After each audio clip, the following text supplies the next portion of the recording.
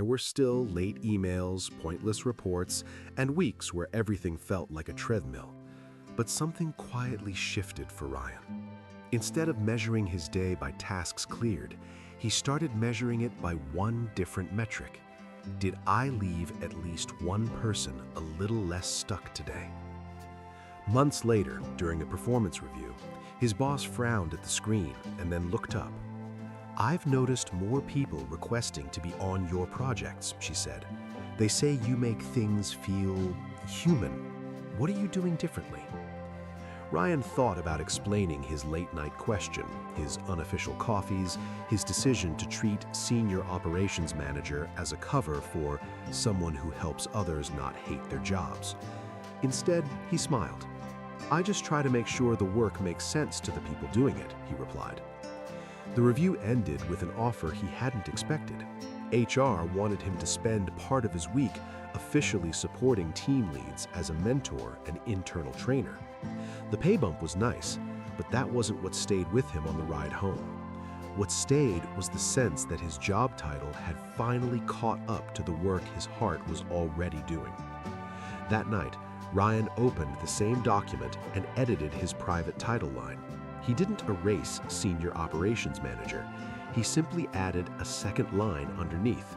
Helps people find meaning in their work. It wasn't something the company would ever print on a card, but it was enough to make him willing to show up again on Monday, not just as a worker, but as a person with a purpose. Senior Operations Manager. It looked good on a business card. It opened doors in polite conversations, and it made his relatives nod with approval at family gatherings. But at 2 a.m., when the emails were finally answered and the apartment had gone silent, Ryan would stare at that title on his company portal and feel nothing. No pride, no sense of building anything that would matter in 10 years. Just a number of years served and a pension line slowly filling. One Monday, the feeling sharpened into something he couldn't ignore. Ryan was giving a presentation about streamlining processes, clicking through slides he had practically memorized. In the front row sat a new hire in his early 20s, eyes half on the screen, half on his phone. Ryan caught his own reflection in the glass wall behind them. Tired eyes, practiced smile, hands moving automatically. For a brief second, he imagined a caption floating under his reflection, "Man who forgot why he works."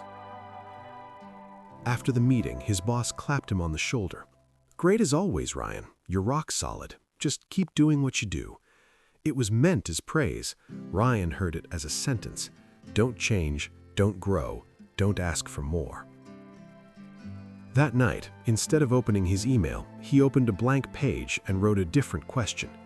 If my job title actually matched what I care about, what would it say? Coach for people who feel stuck at work. Interpreter between bosses and humans. Person who makes stressful days feel lighter. He laughed, but the laughter loosened something. Ryan realized that the only times he truly felt alive at the office weren't during big presentations or when a report came back approved. They were in the quiet 10 minutes after a meeting, when a junior colleague would linger and ask, "Hey, I'm stuck on this. What do you think?" He never billed those conversations. They weren't in his job description, but they were the moments that pulled him out of autopilot. So Ryan started a small, unofficial experiment. Once a week, he invited one younger colleague for coffee. No agenda, no slides. He asked simple questions. What part of your job drains you? What part gives you energy? He didn't give grand speeches. He just listened, then shared one story from his own 20 years of mistakes. The effect surprised him. People began seeking him out not just for approvals, but for perspective. His calendar, once filled with status update and review, now had quiet blocks labeled in his head as one-on-one, check-in. On paper, nothing had changed. His title was still Senior Operations Manager. But in practice, he had begun acting like what he wrote on that late-night page, a coach for people who feel stuck. One afternoon, HR sent a company-wide email about burnout and retention. They were piloting a mentorship program and needed volunteers. Ryan almost skipped it. His old instinct whispered, "No time." Then he remembered the blank page and the invisible caption under his reflection. He clicked "Sign up as mentor" before he could talk himself out of it.